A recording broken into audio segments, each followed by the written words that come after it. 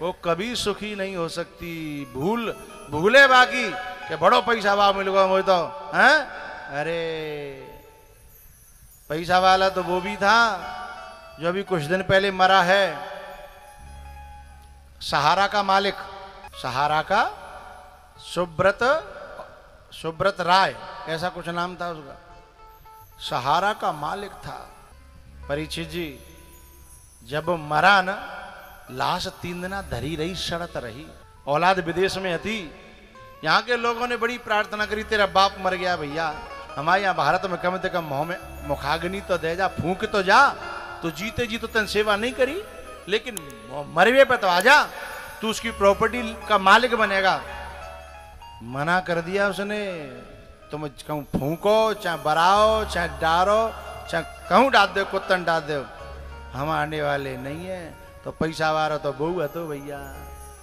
शांति, सुकून, चैन, प्यार, ये केवल पैसा से नहीं मिलते। इन्हें पाने के लिए हमें सही मार्ग पे चलना पड़ता है।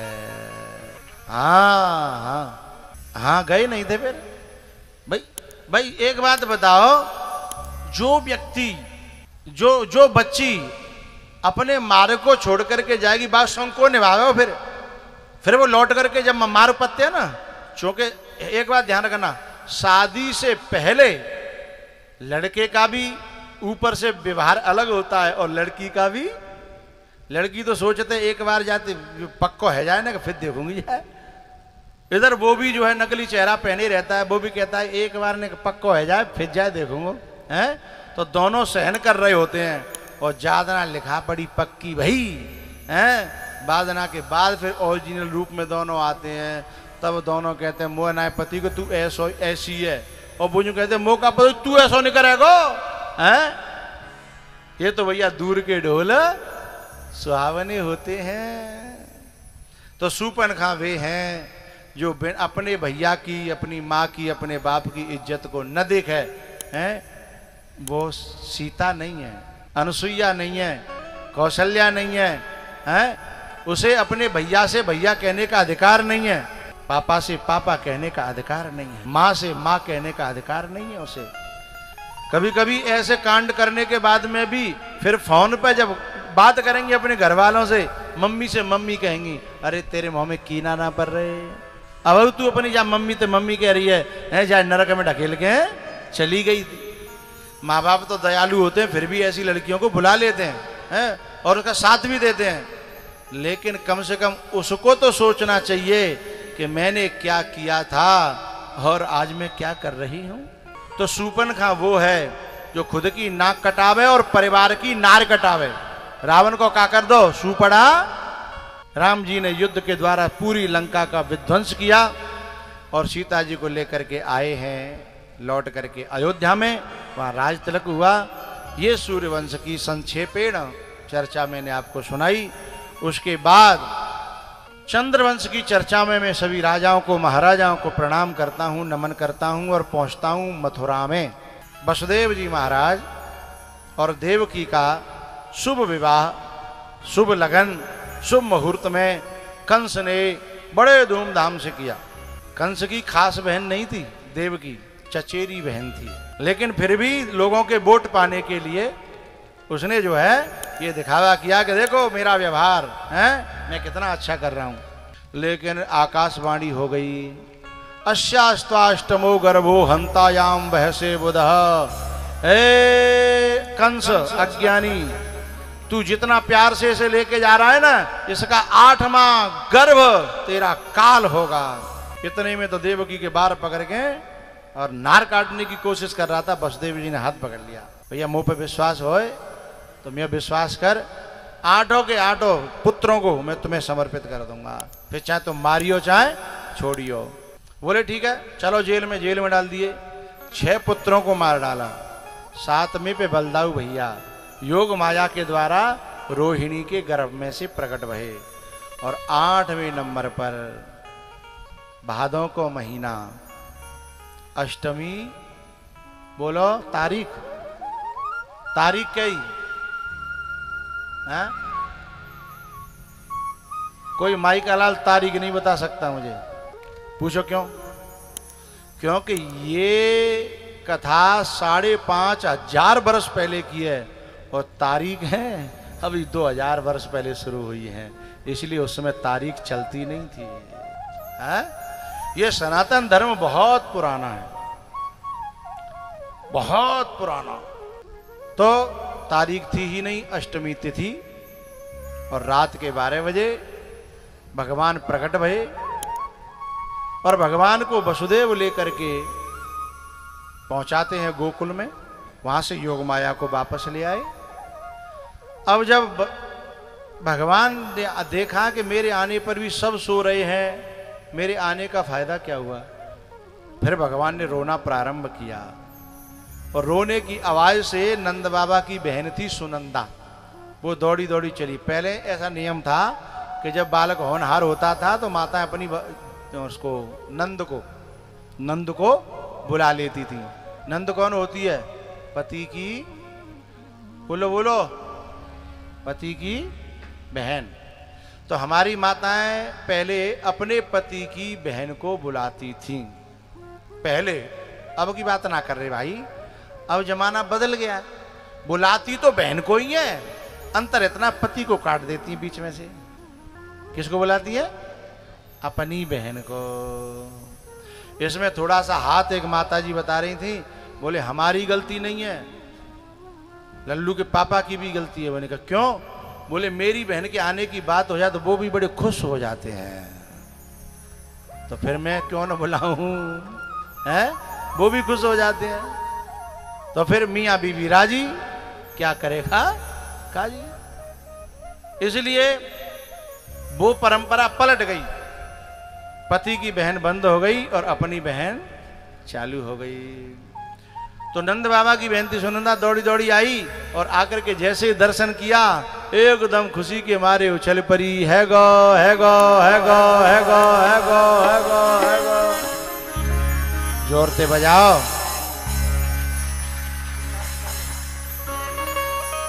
बोलो नंद के लाला की जय। नंद के आनंद भयो, नंद के आनंद भयो, आजा बचा ले मुझे, मैं तो डूबे रहा हूँ गोपाल, आजा बचा ले मुझे।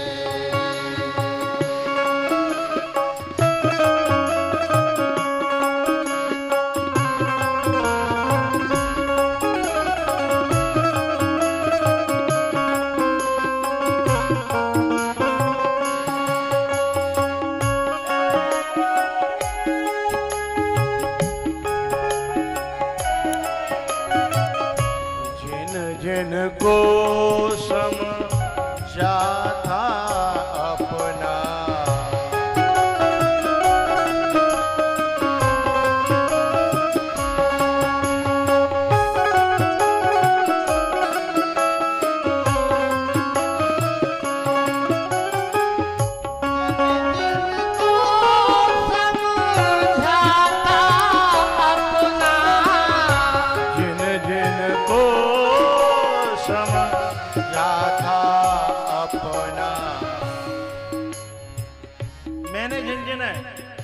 ऐसा माना कि ये साथ नहीं छोड़ेंगे। जिन जिन को समझा था अपना, वे सब निकले झूठा सपना। तो छोड़े गए हैं तत्काल, छोड़े गए हैं मेरा हाथ, छोड़े गए हैं मेरा साथ, आजा बचा ले मुझे, मेरो हाल भयो है बेहाल,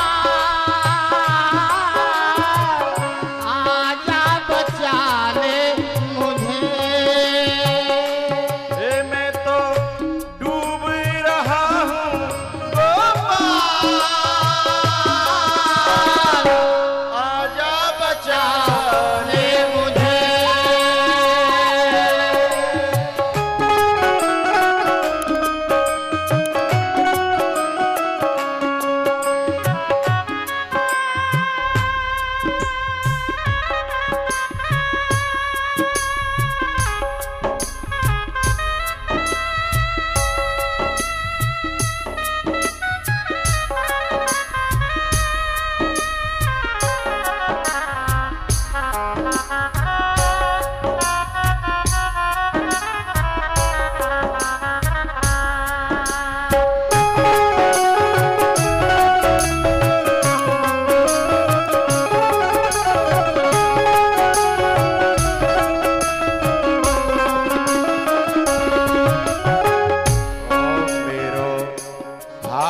भयो है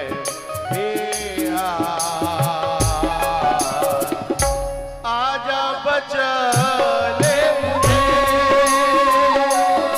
मेरो हाल भयो है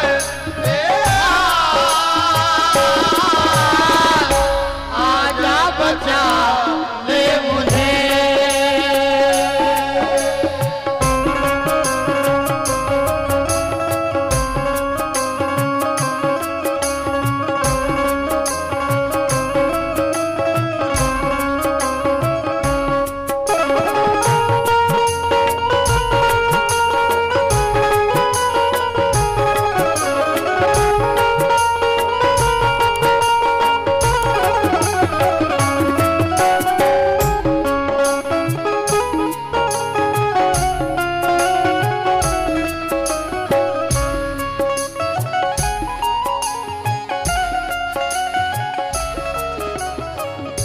छोड़े गए हैं तत्काल,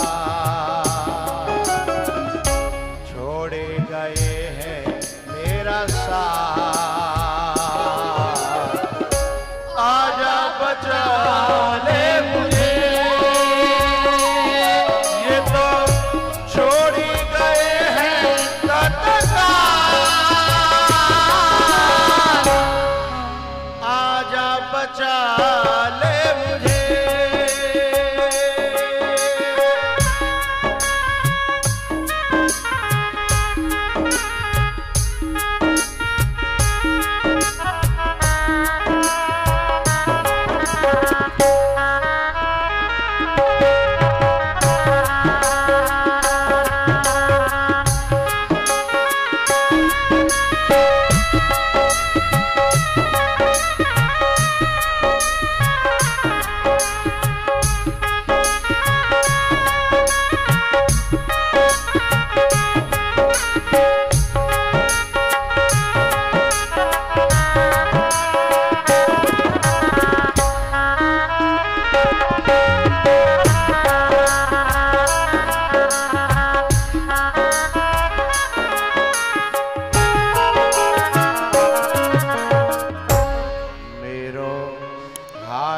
भयो है बेहाल,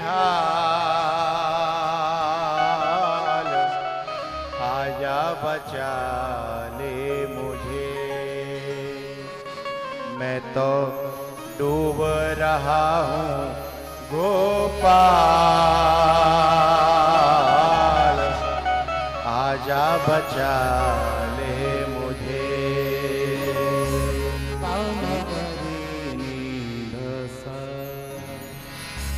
पमगम पसाने नीदसा निसरे रे नीदसा निदपमग गे नीदसा।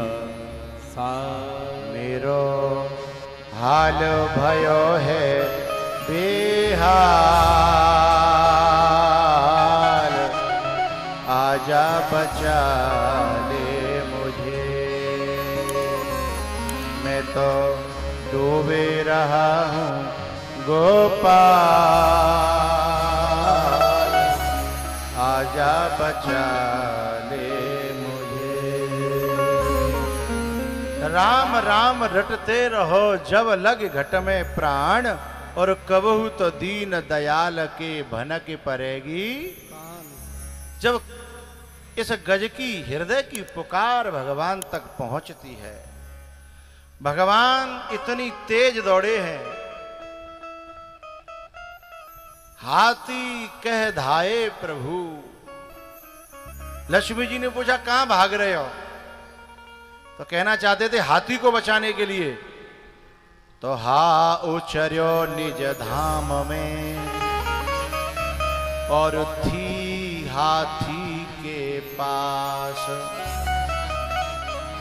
लक्ष्मी जी से बोले थे हाँ, और थी कहां जाके बोला, हाथी के पास। हाथी, हा वहां और थी यहां। कितने सेकंड के कितने हिस्से में आ गए होंगे भगवान। तुरंत मगरमच्छ के सिर को काटा और जो है इनको बचाया है। मैं तो डूब रहा हूं गोपाल, आजा बचा ले मुझे।